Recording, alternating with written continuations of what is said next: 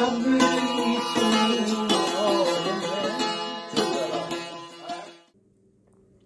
نے کئی موقعوں پر ذاتی اپنے دوستوں سے بات چیت کرتے ہوئے بھی یہ محسوس کیا، اور نہ صرف ہم نے محسوس کیا بلکہ انہوں نے بھی تسلیم کیا کہ اب یہ معاملہ یہاں تک آ پہنچا ہے کہ آپ سچ بول رہے ہیں تو اس سچ کو کسی ایسی بنیاد پر چیلنج کیا جا رہا ہے کہ جس کی جڑیں ایک بغض اور نفرت کی تعلیم اور ذہن سازی میں پیوست ہیں۔ مجھے ذاتی طور پر تھوڑا حجاب رہتا ہے کہ اپنی ہی پیش آمدہ واقعات اور مثالیں کوٹ کرنے میں، لیکن امر واقعہ بھی یہ ہے کہ جو بیتی ہوئی ہے وہ بات دہرانے میں ایک ایسا یقین آپ کے اندر موجود ہوتا ہے کہ وہ جیسے کہتے ہیں نا کہ تم نے آگ کو جلتے دیکھا، ہم نے آگ میں جل کر دیکھا۔ ہمارے ایک بڑے اچھے قریبی دوست ضلعی پولیس افسر تھے، ان کی پوسٹنگ راجن پور میں ہو گئی اور رابطہ رہتا تھا، تو ایک دن برسبیل تذکرہ کہنے لگے کہ میری پوسٹنگ یہاں پر جو ایکسٹریمزم کے لیے فردر اس طرح کی بھرتیاں کرنے کی نرسریاں جو قائم ہیں ان کو ڈسمینٹل کرنے کا ایک ٹاسک ہے میرے پاس، اور وہ ٹاسک کوئی اس طرح کا نہیں ہے کہ وہ میز پہ رکھا ہوا ہے اور فائلوں میں اس کی کورسپونڈنس ہو رہی ہے۔ مجھے پتہ ہے کہ مجھے یہ کرنا ہے، میرے چند جاننے والے جو میرے سینئرز ہیں ان کو بھی پتہ ہے کہ میں نے یہ کام کرنا ہے، لیکن فورسفلی نہیں کرنا، قائل کر کے کرنا ہے۔ اور مختلف دھڑے، مختلف لوگ، سربراہ جو مختلف حلقوں میں اور دائروں میں لوگ ہوتے ہیں ان سے بات چیت کر کے اس کو آگے بڑھانا ہے۔ تو اس کے لیے آپ سے چونکہ اکثر گفتگو رہتی ہے، آپ کیا سجیسٹ کرتے ہیں؟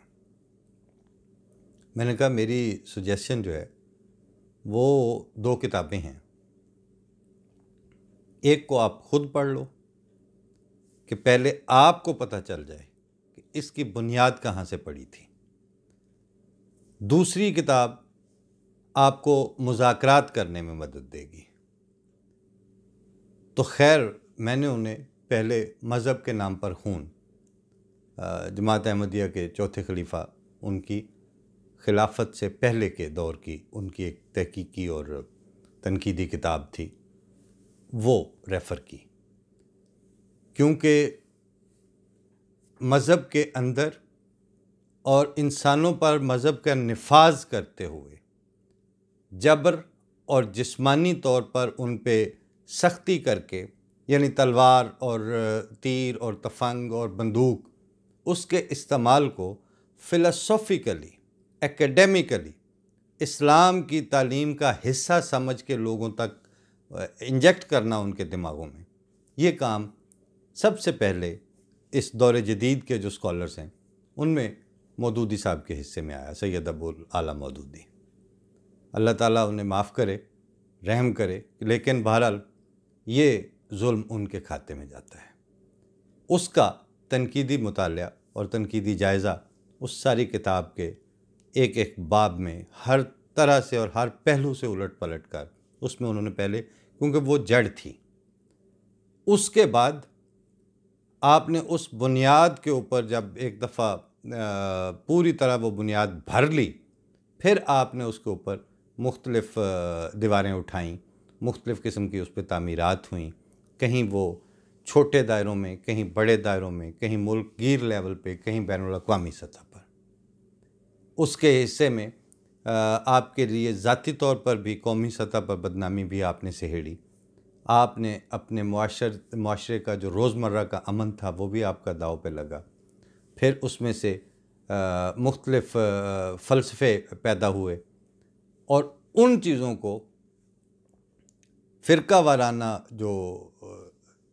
جب وہ ڈومین میں گئیں تو ایک ایک ایشو کو چمٹی سے پکڑ کر، جو انہوں نے ایک دوسری سلسلہ تھا ان کا خطبات کا جو کتابی شکل میں چھپا تھا، زحق الباطل کے نام سے، جو بنیادی طور پر تو جنرل ضیاء نے جو جماعت احمدیہ کے خلاف ایک وائٹ پیپر شائع کیا تھا،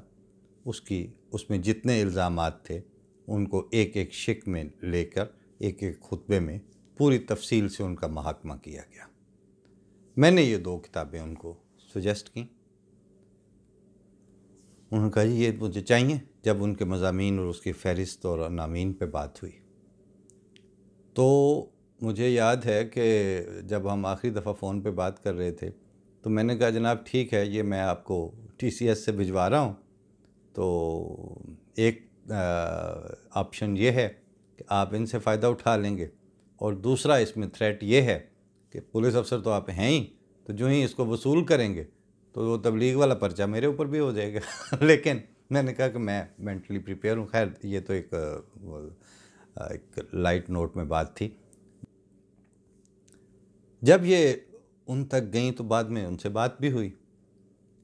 تو انہوں نے کہا کہ اس کا جو ایک ایک چیپٹر تھا وہ مجھے ایک ایک آدمی کی سوچ کو ایڈریس کرنے میں میرے کام آیا، مگر یہ بات وہ صرف پرائیویٹلی کر سکتے تھے یا اپنی پرائیویٹ مجالس میں اپنے افسران بالا کے ساتھ بھی وہ یہ بات شیئر کرتے تھے۔ تو ایک ہوتی ہے وہ حب الوطنی جس کے آپ ڈھنڈورے پیٹتے ہیں، ایک ہوتی ہے وہ حب الوطنی جو آپ کے بیرنگ میں، آپ کے چلتے پھرتے، آپ کے رکھ رکھاؤ میں، آپ کی عادتوں میں، آپ کے رویوں میں اور آپ کے رد عمل سے ظاہر ہوتی ہے۔ وہ جو دوسری قسم کی حب الوطنی ہوتی ہے اس کو کسی نعرے کی سپورٹ اور کسی ادارے کی سند نہیں چاہیے ہوتی۔ آج مجھے ایک صاحب نے ایک آرٹیکل بھیجا کہ صاحبزادہ یعقوب علی خان، انہوں نے پاکستان آنے کا فیصلہ کیا، ان کے ایک بھائی انڈیا میں رہ گئے۔ 48 میں جو پہلی جنگ ہوئی تو اس طرف سے صاحبزادہ یعقوب علی خان لڑ رہے تھے اور انڈیا کی طرف سے ان کے دوسرے بھائی لڑ رہے تھے، اور ان میں سے ایک بھائی زخمی بھی ہوا، غالباً صاحبزادہ یعقوب علی خان ہی۔ بعد میں وہ فارن منسٹر بھی بنے، پھر ان کی وہاں کسی دورے پہ گئے ہوئے تھے، اپنے بھائی سے ملاقات بھی ہوئی، لیکن ان دونوں نے اپنے آپ کو جسٹیفائیڈ سمجھا، کسی نے ان کی حب الوطنی پر انگلی نہیں اٹھائی، کیونکہ عقل اور جو جغرافیائی تقسیمیں اور جو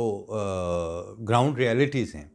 وہ کس کو کس خانے میں رکھتی ہیں یہ بات سامنے کی ہے، یہ نظر آ رہی تھی۔ لیکن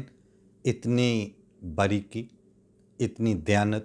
اور اتنے وثوق والا تجزیہ اور امر واقعہ کو اسی پرسپیکٹو میں رکھ کر دیکھنا، اس کے لیے لوگوں کے غیر جانبدارانہ سوچ، ان کے تجزیے کی قوت میں بغض کے ایلیمنٹ کا نہ ہونا، اور معاشرے میں عام طور پر نفرت کا پرچار عام نہ ہو، تو تب اس طرح کی گفتگو ممکن ہوتی ہے۔